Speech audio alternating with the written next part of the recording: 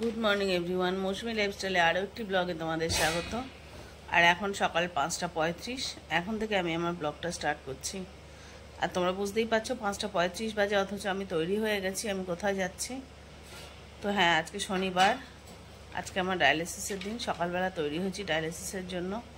চা খাবো, চুলটা বাঁধবো, বেরিয়ে যাব। এখন র্যাপিডো বুক করা চলছে, ওটা হয়ে গেলে চা খেয়ে সাথে সাথে বেরিয়ে যাবো। আশা করি 10-15 মিনিটের মধ্যে বেরোতে পারবো। চলো সঙ্গে থাকো, তোমাদের সাথে আবার একটু পরেই ফিরে আসছি। যদিও দেখে বুঝতে পারছো আমার এখনও ঘুম ভাঙেনি, আমার খুব কষ্ট হচ্ছে। কাল সারা রাত মিঠির জ্বর ছিল, অর্ধেক রাত শুরুর অর্ধেক রাত প্রায় জেগেই ছিলাম, কারণ 10-15 মিনিট ছাড়া ছাড়া মিঠি কাঁদছে। উঠছি, ওকে ওষুধ খাওয়ালাম, এইসব করে টোরে রাত্রেবেলা 2-3 মিনিটের মধ্যে 2-2:30 নাগাদ ও ঘুমালো ঠিক করে। তারপর থেকে ঘুমিয়েছি, আবার উঠে পড়লাম 5:15-তে। তো চলো সঙ্গে থাকো, আমিও একটু তৈরি হয়নি, অর্ধেক তো হয়েই গেছে, আর বাকি অর্ধেক তৈরি হয়নি, তারপর ফিরে আসছি। তো আমি তো তৈরি হয়ে গেছি, নিচে র্যাপিডো এসে গেছে। চলো তাহলে যাই। আর কালকে পর্যন্ত তো বলছিলাম খুব পায়ে ব্যথা করছে। আজকে শুধু পায়ে না, পুরো কোমর থেকে 2 পায়ে যন্ত্রণা হচ্ছে। আমি দাঁড়াতে পারছি না, লিটারালি এত কষ্ট হচ্ছে। এই অবস্থায় কী করে গিয়ে ডায়ালিসিস নেবো জানি না, কিন্তু আমার পৌঁছাতে হবেই। না, আমাদের মতো মানুষের কপালে এমন, যতই শরীর খারাপ হোক না কেন, তোমাকে বেরোতে হবেই। তো কোমর থেকে পা দুটো একেবারে ছিঁড়ে যাচ্ছে যন্ত্রণা। আমি পাচ্ছি না দাঁড়াতে, বসতে আমার খুব কষ্ট হচ্ছে। তো চলো যাই, আস্তে আস্তে নামতেও তো 3 তলা থেকে সময় লাগবে। চলো আবার পরে ফিরে আসছি। বন্ধুরা, আমি বাড়ি চলে এসেছি। মাঝপথার ভিডিও করতে পারিনি, খুব শরীর খারাপ লাগছিল। আজকে সুগার প্রেশার ফল করে গেছিল সাংঘাতিক রকমের।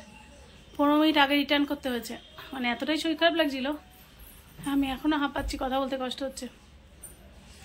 যে ভেতরে তো তোমাদের বলেছি সেন্ট্রালি চিল এসি থাকে, তার মধ্যে আমাকে স্ট্যান্ড ফ্যান দিতে হয়েছে, এত দরদরিয়ে ঘেমেছি। সুগার প্রেশার ফল করে গিয়ে খুব খারাপ অবস্থা হয়েছিল।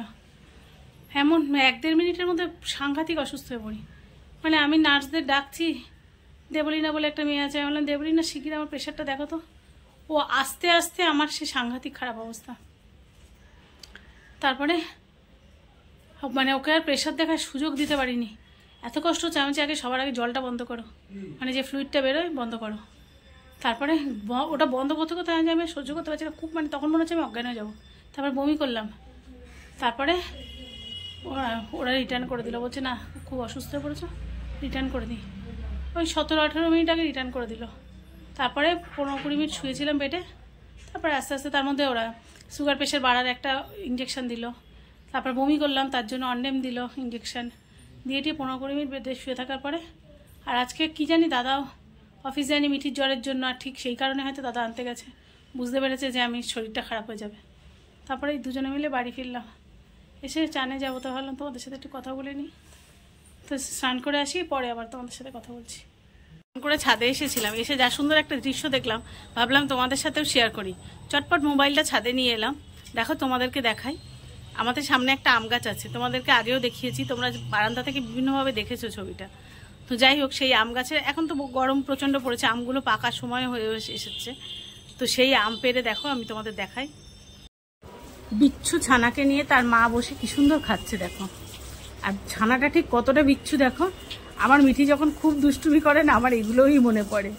এক পাশে মানে এক জায়গায় শান্ত নেই, মানে কি সুন্দর, মানে বাচ্চাটা দুষ্টুমি দেখার জন্য আমি এখানে দাঁড়িয়ে। তো স্নান করে এলাম, আর তোমাদেরকে দেখালাম না কি সুন্দর আম গাছে হনুমান বসে, একটা সুন্দর বাচ্চা নিয়ে এসে হনুমান বসে আম খাচ্ছিল। আসলে এই ছোটো ছোটো মানে শহরের ফ্ল্যাটের মধ্যে থাকলে না সত্যি ভালো লাগে না, তখন এই ছোটো ছোটো প্রাকৃতিক দৃশ্যগুলো বড় আনন্দ দেয়। আর এখন ছোট ছোট যে কাজগুলো আমাদেরকে আনন্দ দেয়, ইচ্ছা করে সে কাজগুলো তোমাদের সাথে শেয়ার করি, তাই একটু ছোট্ট ক্লিপ শেয়ার করার চেষ্টা করলাম। আর তো তোমাদেরকে বললাম আমার খুব কষ্ট হচ্ছে। দাদা এদিকে রান্না করেছে আজকে, যে দুপুরবেলা ডাল করেছে, 5 মিশালি একটা তরকারি করেছে, ঢেঁড়স আলু ভাজা করেছে, আর আমার করা চাটনি ছিল। এই দিয়ে আজকে দুপুরে খাওয়া হবে। দাদা আমাকে আনতে যাওয়ার আগে রান্নাবান্না করে গেছিলো।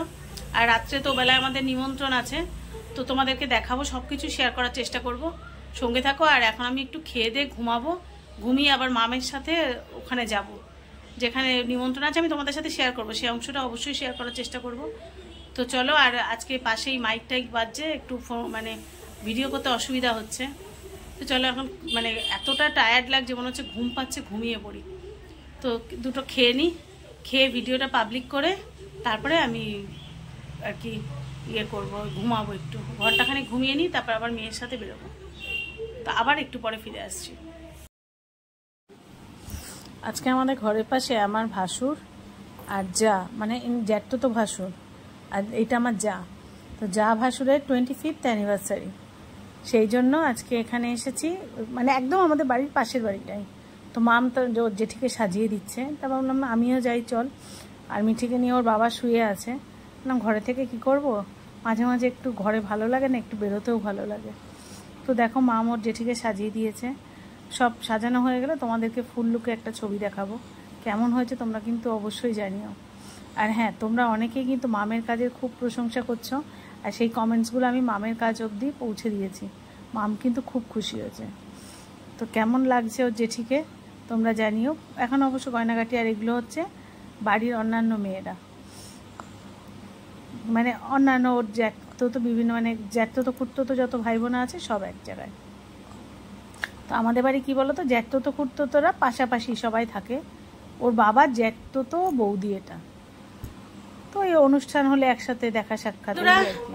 আজকে মানে বেশি আসতে পারিনি একটাই কারণে, সন্ধ্যে থেকে শুরু হয়েছে আমাদের বাড়ির পাশে কী সব যেন অ্যানাউন্সমেন্ট হচ্ছে, ওই সামনে ভোট না, সেই সব নিয়ে প্রচার টোচার চলছে।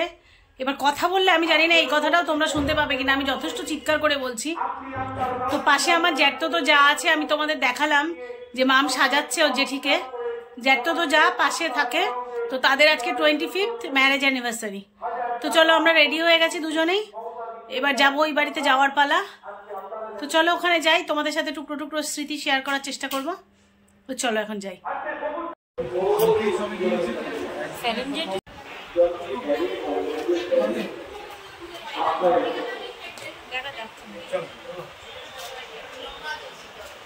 তো আমরা চলে এলাম ওই বাড়ি থেকে, মাম রয়েছে। তোমাদেরকে যেটা দেখালাম ওটা হচ্ছে আমার জ্যাঠতো তো ভাসুর আর যা, তাদের আজকে 25 বছর অ্যানিভার্সারি, আমাদের পাশেই বাড়ি। সেখানে গেছিলাম, কিন্তু মিঠির জ্বর, মিঠির শরীর ভালো লাগছে না, ওর গলা ব্যথাও খেতে পারবে না, তাই ওর বাবা, আমি আর ওই যে মিঠি।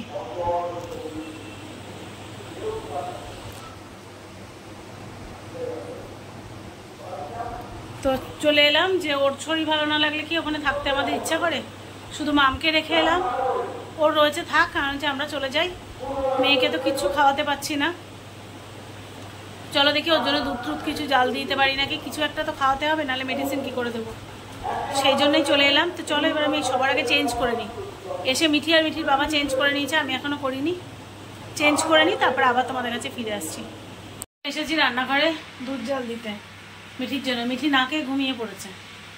রাত্রেবেলা এত এ করলাম যে মা একটু কিছু খা, একটু কিছু খা, সে রীতিমতো কাঁদছে, আমার গলা ব্যথা করছে, আমি খাবো না।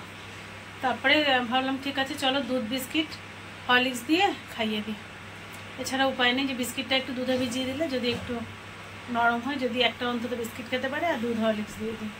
তাই এসছি, দাঁড়াও তোমাদের দেখায়। দুধ জাল দিতে বসিয়েছি, এখনও বেশ রাত হয়ে গেছে আসলে। আসছি মা, মিঠে ঘুম থেকে উঠে গেছে, যাই দুধটা নিয়ে ওর জন্য এ করে যাই। আসলে কি রাতও হয়ে গেছে আজকে। এবার কি হয়েছিল, আমরা যে দুধের প্যাকেটটা নিয়ে রাত্রেবেলা অ্যাপে অর্ডার করতে হয়, কালকে ভুলে গেছি, ফলে কি হয়েছে, মানে আগের দিন দুটো দুধ একসাথে অর্ডার করেছিলাম, ও বাবা বললো যে আজকে দুটো লাগবে না, একটা নেবো, সেই জন্য ক্যান্সেল করে রেখেছিল, আর পরে আর নতুন করে রিঅর্ডার করা হয়নি, ফলে কি হয়েছে দুধটা আর নেওয়া হয়নি। তাই এখন আবার অনলাইনে একটা ওই আমুলের গোল্ডের প্যাকেট নিয়ে এলাম, মানে যেগুলো টেট্রা প্যাক হয় না, কারণ আমার মিঠি এমনি প্যাকেট দুধ খেতে পারে না, ও হজম করতে পারে না, একটা টেট্রা প্যাক এনে তাই দুধ জাল দিতে বসিয়েছি। দুধ হরলিক্স আর বিস্কিটটা একটু দিয়ে দিই, বিস্কিটটা নরম হলে যদি খেতে পারে, খেয়ে ওষুধ খেয়ে ঘুম পাড়িয়ে দেবো। তো চলো মিঠিকে দুধ খাইয়ে তারপরে আসছি। দুধ জাল দিয়ে নিয়ে এলাম, নিয়ে এসে দেখবে মিঠি কতটুকু দুধ নিয়েছে, দাঁড়াও তোমাদের দেখায়। হাফ কাপ দুধ নিয়েছে মাত্র। তো বললাম যে মা এটুকু দুধ খেলে হবে না, আর একটু খাওয়াই। দেখো চোখ মুখ দেখতে পাচ্ছ মিঠির কি অবস্থা, চোখ মুখ পুরো শুকিয়ে গেছে, দুটো দিনে মেয়েটা পুরো শুকিয়ে গেছে। হাফ কাপ দুধ নিয়ে তাই বসেছে, গলা ব্যথা করছে, কিচ্ছু খেতে পারছে না। কি করব বলো তো, যদি ঠিক করে না খায় ওষুধটা কি করে হজম করবে, আর ওকে আমি কি করে সুস্থ করব। আমার জীবনে এই 3টে মানুষ ছাড়া আর কেউ নেই। এই 3টে মানুষ যদি একটু এপাশ ওপাশ হয়ে যায়, আমার সব কিছু এলোমেলো হয়ে যায়। আমি নিজে এতটা অসুস্থ, আমি ভেঙে পড়ি না শুধুমাত্র আমার পরিবারের শক্তির জন্য। আমার সবসময় মনে হয় আমার যা হয়েছে হোক, কোনো সমস্যা নেই, এই 3টে মানুষ পুরোপুরি ভালো থাক। আমার কথা বাদ দাও, আমার যা হয়েছে সেটা ঠিক করার নয়, কিন্তু এই 3টে মানুষ আমি যাওয়ার দিন পর্যন্ত যদি দেখে যাই এরা 3জনে পুরোপুরি সুস্থ আছে, ভালো আছে, আমার আর কিচ্ছু চাই না, আমি হাসতে হাসতে যেতে রাজি আছি। কিন্তু ওদের একটু এপাশ ওপাশ হয়ে গেলে আমার পুরো দুনিয়াটা এলোমেলো হয়ে যায়। একটু একটু আমি জানি হয়তো তোমরা বলবে যে এই সামান্য জ্বরে কেন ভেঙে পড়ছো, ভেঙে পড়ার মতো নয় সেটাও বুঝতে পারি, কিন্তু ওদের কিছু হয়ে গেলে না আমার কিচ্ছু মাথা ঠিক থাকে না, সমস্ত বুঝেও অবুঝের মতো ব্যবহার করি। ওদের একটু কিছু হয়ে যাওয়া মানে আমি পুরো পাগল। একটুও খাচ্ছে না মেয়েটা, দুপুরবেলা খেতে বসে একটুখানি 2-3 গাল ভাত জোর করে খাওয়ালাম, তাও একটু সেদ্ধ আলু, ঘি আর ডিমের অমলেট। কত কিছু রান্না করা হয়েছিল, ওর বাবা অনেক কিছু করেছিল, কিচ্ছু মুখে তোলেনি। বললো আমি আলু সেদ্ধ আর ডিমের অমলেট দিয়ে ভাত খাবো বলে 2 গাল ভাত খেলো। একটা অমলেট, যে মেয়ে ডিম খেতে এত ভালোবাসে সেই মেয়ে জাস্ট 2বার দাঁতে কাটলো, কেটে বললো আমার বমি পাচ্ছে বলে সব ফেলে রেখে দিয়ে উঠলো। সত্যি সত্যি 5 মিনিট বাদে বমিও করে দিল। কী করে বলো? সন্ধ্যাবেলা জলমুড়ি দেওয়া হয়েছে, সে একটুখানি খেয়ে সেটা ওখানে কিচ্ছু খাচ্ছে না, কিচ্ছু না। ও বাড়িতে আজকে কত অনুষ্ঠান, রান্না বান্না, কত কিছু। ওখানে গিয়ে সন্ধ্যাবেলা ওর জেমা একটু কেক দিল, কেকটা একটু দাঁতে খুঁটে একটু নিয়ে বললো আমি খাবো না, ওর দিদিকে দিয়ে দিল। চিকেন পকোড়া দিল, একটা মুখে দিয়ে বললো আমি খাবো না বলে বাটি ধরে দিয়ে দিল। তারপরে বলছে আমি আর কিছু খাবো না, আমি বাড়ি যাবো, আমার শরীরটা খুব খারাপ লাগছে বলে। যে মেয়ে সব কিছুতে, বাড়িতে কোনো অনুষ্ঠান হলে যে আনন্দ করতে এত ভালোবাসে, সে চুপচাপ বাড়িতে এসে চুপ করে সোফার মধ্যে শুয়ে আছে। তো চলো ওকে দুধটুকু অন্তত খাইয়ে নিই, তারপরে ওষুধ খাইয়ে আমি ফিরে আসছি। তো বন্ধুরা শুতে চলে এলাম। মা আমার ওর বাবা এখনও ওই বাড়ি থেকে ফেরেনি, তা ভাবলাম আমি আর মিঠি শুয়ে পড়ি, কারণ মিঠিকে খাইয়ে যেটুকুই দুধ খেয়েছে তো খাইয়ে ওষুধ খাইয়ে শুয়ে দিয়েছি। দেখো মিঠি শুয়ে পড়েছে। তো ভাবলাম যে চলো তাহলে আজকে ব্লগটা এখানেই শেষ করি। সবাই যে যেখানে আছো ভালো থেকো, সুস্থ থেকো, দেখা হচ্ছে পরবর্তী ভিডিওতে। আর হ্যাঁ, যে নতুন বন্ধুরা আমার চ্যানেলে আসছো তারা প্লিজ আমার চ্যানেলটাকে সাবস্ক্রাইব করে আমার চ্যানেলের পাশে থেকো। আর যে পুরনো বন্ধুরা আছো তাদের তো বলার কিছুই নেই, তারা যদি আমার ব্লগটা ভালো লেগে থাকে প্লিজ লাইক কমেন্ট শেয়ার করো। আর হ্যাঁ, এখন বেশ কিছু নতুন বন্ধু আমার চ্যানেলে নতুন নতুন ভিজিট করছো এবং চ্যানেল সাবস্ক্রাইব করছো, তাদেরকে অনেক অনেক ধন্যবাদ। তো সবার সাথে দেখা হচ্ছে আবার পরবর্তী একটা ভিডিও নিয়ে, ততক্ষণের জন্য সবাইকে শুভরাত্রি।